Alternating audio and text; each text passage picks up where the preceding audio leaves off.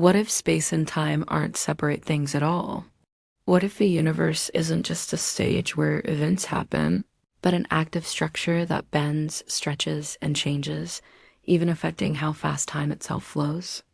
To understand gravity, black holes, time travel, and some of the deepest mysteries in physics, we need to understand one idea that completely changed how we see reality: space-time. Space-time is the idea that space and time are fused together into a single structure. Instead of thinking of space as where things are and time as when things happen, physics tells us they are inseparable. Every event in the universe happens at a specific location and at a specific moment, and those two things are part of the same system. You can't fully describe one without the other. Before Albert Einstein, most people believed space was fixed and unchanging, like an empty stage, and time was a universal clock ticking at the same rate for everyone everywhere. Einstein showed that this picture was wrong. Space can bend and stretch, time can slow down or speed up, and both are affected by motion and gravity. Together, space and time form what we call space-time. To understand space-time intuitively, imagine reality as a flexible fabric. This fabric represents space-time itself. When nothing is present, the fabric is mostly flat. When you place an object on it, like a planet or a star, the fabric bends. The more massive the object, the deeper the bend. Smaller objects move along these curves, not because they're being pulled in the usual sense, but because space-time itself is telling them how to move. This is the key insight. Gravity is not just a force. It is the curvature of space-time. When space-time bends, objects follow those bends naturally. This is why planets orbit stars and why galaxies hold together. Gravity is geometry. Now here's where things get even more interesting. Time is part of space-time. That means when space-time bends, time bends too.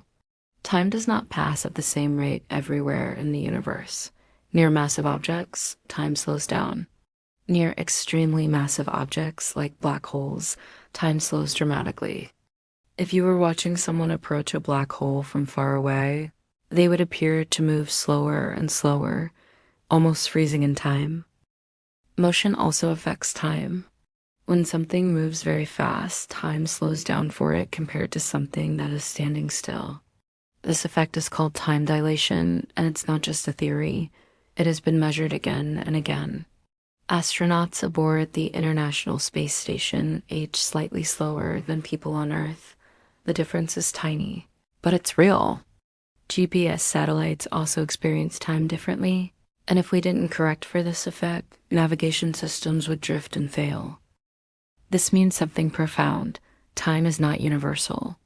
There is no single now that applies everywhere in the universe. Your present moment is not the same as someone else's if they're moving differently or experiencing different gravity. Time is relative. This brings us naturally to the idea of dimensions, and especially the fourth dimension.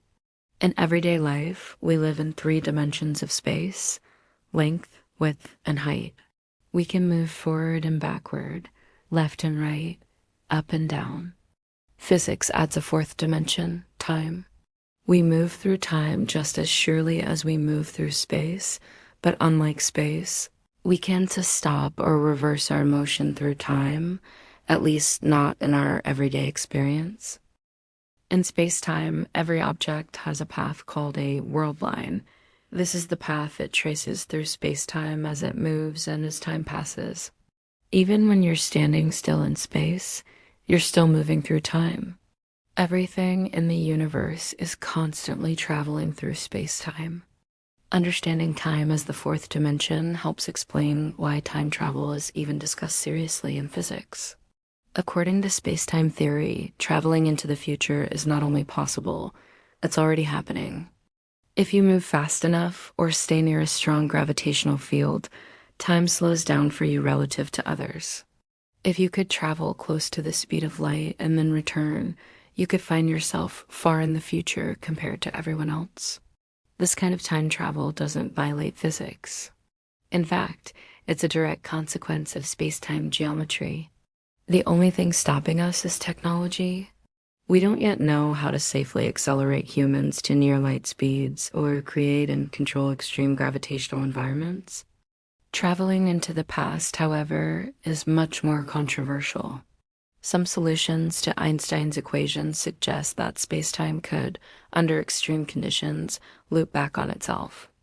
These loops are known as closed time-like curves. Wormholes are another idea, hypothetical tunnels through space-time that could connect distant regions of space and time. In theory, if one end of a wormhole experienced time differently than the other, it could allow travel into the past. But backward time travel creates serious problems. The most famous is the grandfather paradox. If you travel back in time and change the past in a way that prevents your own existence, how did you make the trip in the first place? Physics strongly resists logical contradictions. Some theories suggest the universe prevents paradoxes automatically. Others propose that timelines split into alternate realities, so changes don't affect your original timeline. And some physicists believe backward time travel is simply impossible. So space-time seems to allow limited forms of time travel while strongly resisting others. And this brings us to an even deeper issue. Space-time itself may not be the ultimate foundation of reality. When we zoom in to very small scales, the quantum level, space-time stops behaving smoothly. At everyday and cosmic scales, space-time looks continuous, like a smooth fabric. But at extremely tiny distances, physics predicts that space-time becomes chaotic. This hypothetical structure is often described as quantum foam, where space-time fluctuates violently and loses its familiar shape. This is where modern physics runs into trouble. We have two incredibly successful theories. General relativity describes gravity and space-time at large scales. Quantum mechanics describes particles and forces at tiny scales. Both work extremely well in their own domains. But when we try to combine them, the mathematics breaks down. At the centers of black holes, space-time curvature becomes infinite.